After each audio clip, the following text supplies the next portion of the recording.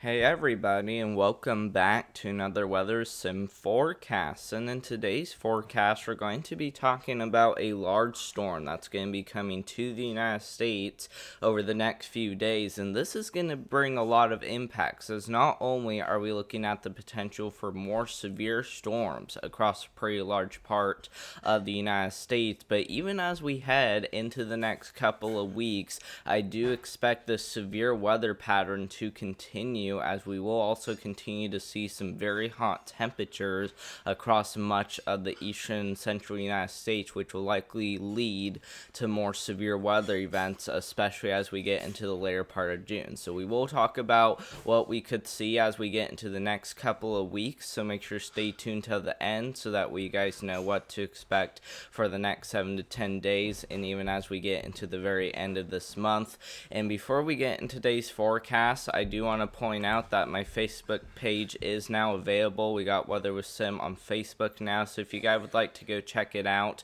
make sure to go to Facebook and type in Weather with Sim, and it should pull up. So I consider you guys follow it, as I did put a lot of work into making this happen. So make sure to do that, and I really do appreciate the support. Now let's get into today's forecast by first starting off by going over what's happening for today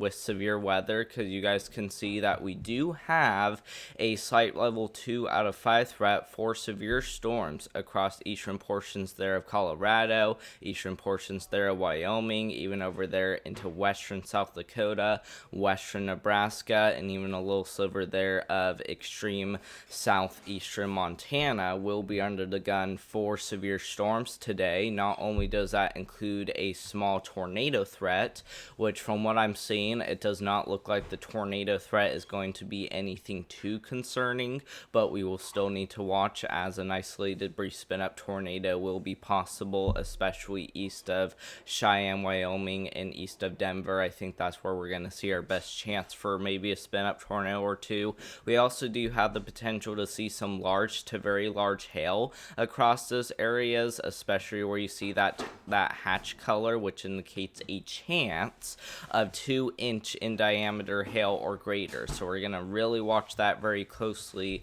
as we could see a couple hailstones, maybe even up to apple size. So we really want you guys to stay weather aware for today, as we even got the potential of even seeing some damaging winds today across the same areas. So make sure to stay prepared, as today is going to be a pretty big day, especially with large to very large hail. And then once we head into tomorrow, we continue to see the severe weather threat persist. The good news for tomorrow is that there's currently no tornado threat in play, at least not as of right now. Of course, that could change, as we do have 2 areas to watch for. We got one across the Carolinas, and we got another one down here towards the panhandle of Florida, southern Alabama, and even southwestern Georgia, where we do have a chance, at least, of seeing some damaging winds, and we might even need to watch for some large hail too. So like I said, we recommend you guys be weather aware tomorrow as well, including you guys up here across the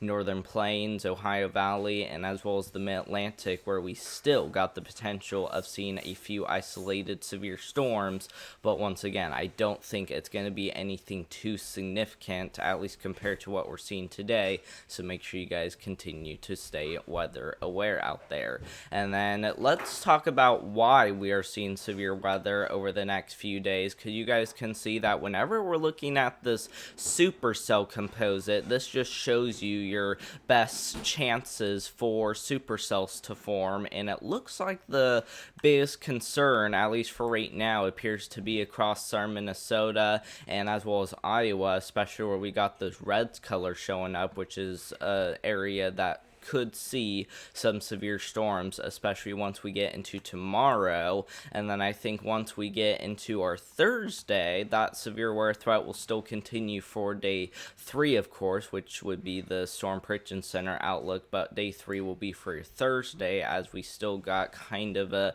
large area to watch for severe weather, so we'll watch that area closely once we get into Thursday. And then I do expect it to continue from there, as we even got a shot of maybe seeing severe storms again across the Dakotas, especially once we get into the start of the weekend or the very end of this week. So make sure you guys are continuing to watch the weather closely, as I do expect severe weather to just continue, and we will of course keep you guys updated, so consider subscribing to the channel. Let's also talk about our feels like temperatures, because that's another big thing that we are keeping an eye on closely, especially as we head into the next couple of weeks, because once again we got some very warm temperatures, at least for the feels like temperatures. For your real temperatures, you're probably going to be somewhere in the 90s or even the 80s, depending on where you are, but we definitely are looking at feels like temperatures of up to 105 degrees across some areas, especially as we head throughout today. Once we get into tomorrow, still going to feel like 100, and even as we head into Thursday, Friday, and Saturday, we're still going to see a lot of areas that continue to feel like over 100 degrees Fahrenheit, and I think we are still going to see that even as we get into next week as well. So that will be another time frame to watch for, as we will still see, like I said, we will still see at least some areas seeing those feels like temperatures, which of course still remains a little uncertain since we are heading over 200 hours out. But like I said, though, it is something that we are watching for, as there is the potential to see some hot temperatures with feels like temperatures of over 100, which means heat advisories may need to be continued even once we get into next week. And then the last thing I want to go over is, of course, precipitation. Precipitation is probably going to be our last concern overall with this weather pattern, since a lot of us look to stay kind of dry, I would say, especially down here towards Texas, up there in Arkansas, western Kentucky, western Tennessee, and as well as southern Illinois, where we might still see a little bit of rainfall, but most of those areas look to see less than a quarter inch, which means most of us will probably stay dry mostly. So that's definitely not good news for you guys down there in Dallas, or even up there towards areas of Carbondale, Illinois, where we are looking to stay on the drier side of things. The wet areas to watch for is, of course, up here across the upper Midwest, where anywhere from 2 to 5 inches of rain will be possible, including as we get into the beginning of July, where I do think this precipitation will continue to stick with us.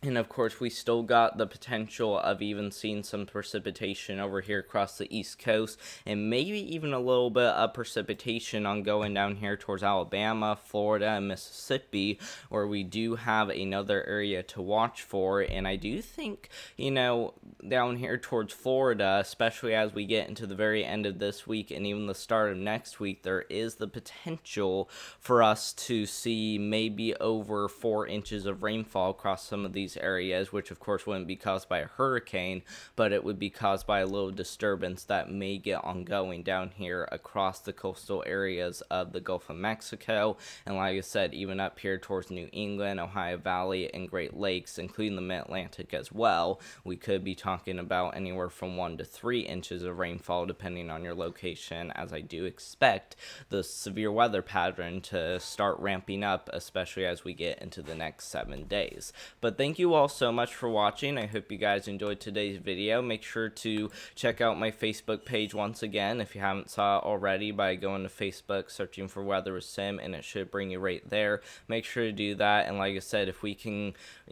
get up to 100 followers on Facebook, or at least on my Facebook page, that would be much appreciated, especially since I did put a lot of work into making that. So consider doing that, as I will start creating more stuff on Facebook as well. And like I said, we really do appreciate your guys' support whenever you guys do that. So I hope you guys have a great rest of your Tuesday out there, and I hope to see you guys in the next video. Thank you all so much for watching, and goodbye.